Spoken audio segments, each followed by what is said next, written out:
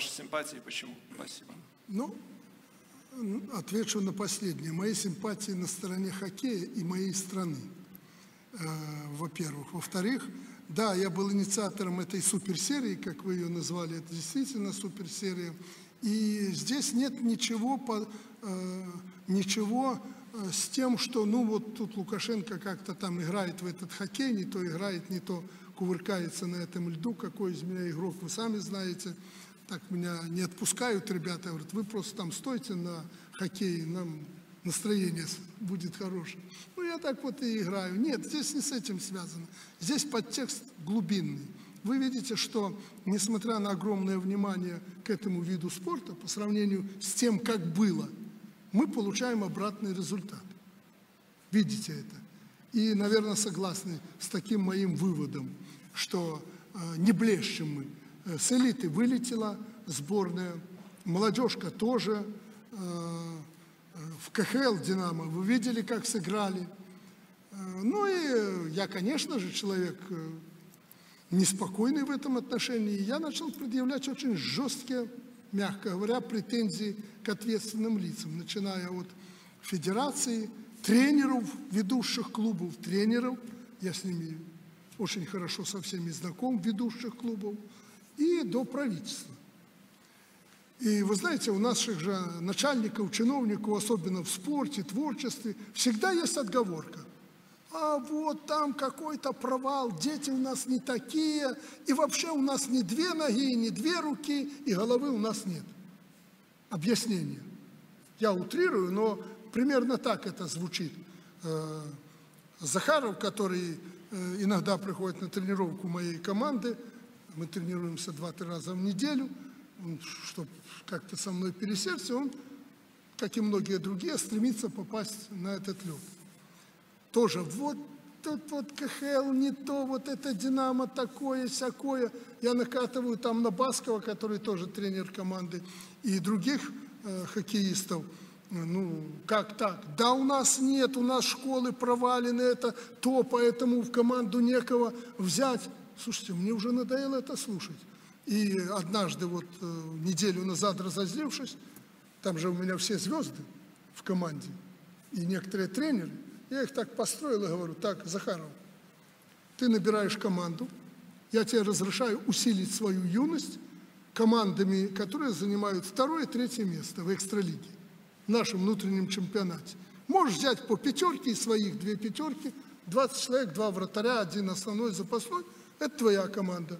Баскова подзываю, а ты передай динамовцам, рано закончены, плей-офф не попали, сезон провалили. Будете играть против Захарова. Кто выиграет, тот будет и в КХЛ, тот будет тренером, тот будет иметь финансирование. А проигравший, идите в Канаду и нанимайтесь там работать. Они всегда меня еще с прошлого года к этому подталкивали. Я колебался. Надо, не надо. А тут думаю, ну все-таки надо посмотреть, что стоит наш внутренний чемпионат.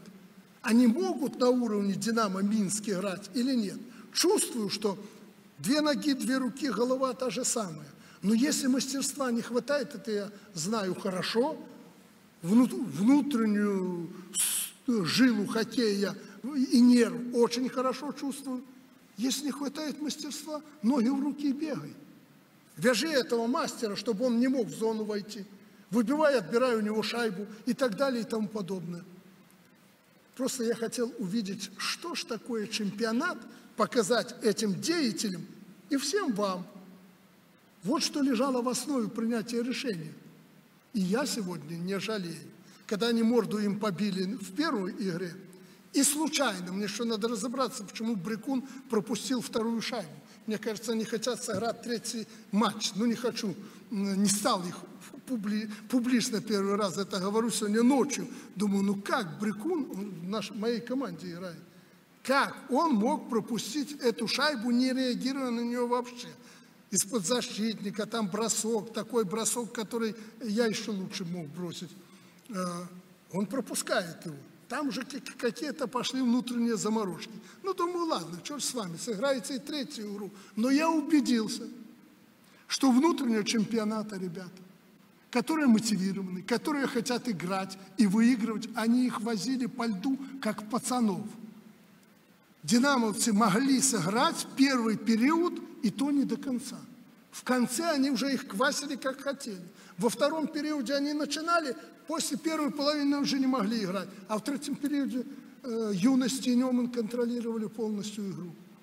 Я увидел, что там есть ребята, которые могут играть не хуже, чем эти, которые у нас в КХЛ. И из этого будут сделаны далеко идущие выводы. Министру внутренних дел, который этим патронирует, я уже об этом сказал.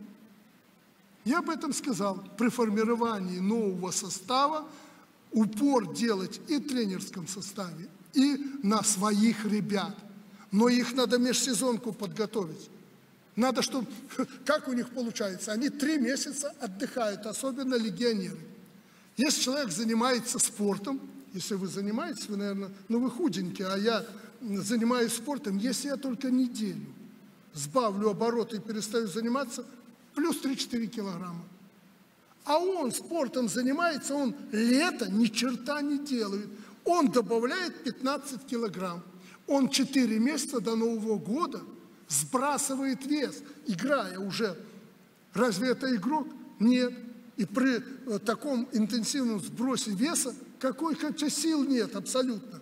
И вот они попали постоянно в эту яму, потому что с ними никто в межсезонку не работает. Какой иностранец будет с ними работать? Он поехал к семье, сидит в Канаде, в Чехии там или еще где-то. Зачем нам нужны такие тренеры?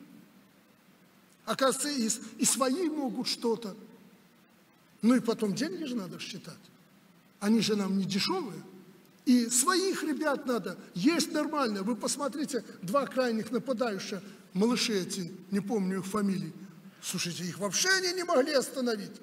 Они как таракашки проскакивали по борту и возили там этих КХЛовцев как хотели.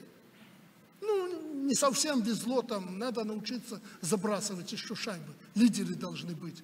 Вот в этим ребятам лидеров и был бы что 7-2 в пользу Захарова.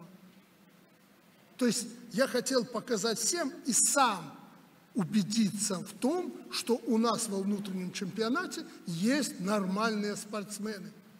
И потом я начал подозревать, вот Шуневич пусть первый раз послушает, хоть он министр внутренних дел, что у нас бардака в хоккее хватает.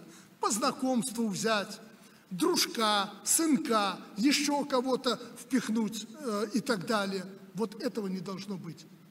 Поэтому я туда Баскова и направил. Иди, говорю, подбирай команду, и упаси Бог провалить в следующий раз. Вчера грубо сказал, они бедные до сих пор переживают, вы сядьте в тюрьму, если провалите в следующий сезон. Они бедные там пригласили их перекусить и есть перестали. Поэтому это не шуточное дело. Это вот и из-за этого весь этот сырбол разгорелся. И посмотрел Минск-арена. 15 тысяч сидели с первой до последней минуты. На Чижовке, сколько там, 11 тысяч были, тоже сидели с первой до последней минуты. Правда, на Минск-арене, когда начали проигрывать в конце уже минчане, так они плюнули, бедные их болельщики, и начали уходить. То есть надо всех поставить было на место и показать каждому свое место. И этим самым заявить, что надо просто работать и давать результат, ибо денег не будет. Вот, если честно говорить по поводу этой суперсерии. Ну, игры, вот я как маломальский хоккеист скажу, что интересные игры эти. 2 игры интересные были. Не знаю, согласны ли вы со мной, если вы понимаете хоккей, то Нет, это я были... безусловно согласен. Я не согласен с тем, что правильно выбран момент скорее для этого хоккея. Ведь одна команда фактически уже в отпуске пребывает, а второй разгар сезона, причем разгар национального первенства, которое тоже нужно уважать, наверное. Да. Ведь это своего рода неуважение к национальному первенству. Вы правы. Вы правы. Время не я определил. Я знаю, откуда тут сыр-бор разгорелся. Это не я определял время. Вы абсолютно правы, что национальный чемпионат и прочее. Но я думаю, ребята не будут в обиде, пусть даже на меня, в связи с этим, потому что у них шанс, у многих появился играть вместо некоторых в КХЛ. А что касается, что эти там на излете, на исходе, слушайте, а как за сборную они думают играть? Я им просто... Про легионеров говорим. Каких легионеров? Которые сейчас «Динамо», которые не будут играть в сборную. Да, ну так они играли 3 или 4 человека, их всего 5 или 6. А что легионеры? Пускай там же лучшие хоккеисты из Беларуси. Они, какую они игру показали? Плохую. Плохую. И ничего страшного в этом нет. Я болею за тех и за тех. Мне же надо, чтобы и те были лучше эти. А когда они закончили? Они вчера только сыграли у кого-то, с Йокеры там они, с финнами сыграли. Это же совсем отдохнули только. Только отдохнули. Ничего страшного здесь нет, хотя вы рассуждаете правильно, может кто-то вам уже эту идею и подбросил, что у нас вот уже все, а еще Басков говорит, что у них больных половина. Я говорю, тогда иди и сам играй больных. И у них больные есть. Ничего, это можно смикшировать эту проблему с одной и с другой стороны. Единственное, что вот может быть несколько в ущерб чемпионату внутреннему, но это перекрывается тем, что ребята все показали. Показали не только мне, и вам показали, и всему народу. Они молодцы. И у Юности и Немана, у этих ребят, которые играли, я уверен, что и в Солигорске, и еще где-то есть по одному, по два таких игрока, они показали, как надо играть в современный хоккей. И показали, что без физической подготовки нечего кружку брать и выходить на лед. Элементарно вроде, аксиома, а некоторые наши этого не понимали. Поэтому это еще повод для серьезных разборок. На пользу будет. Мы не можем... В 2021 году у нас чемпионат, в 2021 чемпионат мира. Мы не можем из второй лиги выступать на чемпионате мира. Мы, конечно, будем как хозяева там, но нам надо выйти в элиту. Что их сегодня жалеть? Они должны, сегодня мы должны выкристаллизовать 25 человек, создать команду, которая победит в этой нише во второй лиге и вытащит сборную наверх. Что мне их жалеть? Пускай работают. Сделают это, будем благодарить их и чествовать на каждом шагу и на каждом углу. Не сделают, никто с ними разговаривает.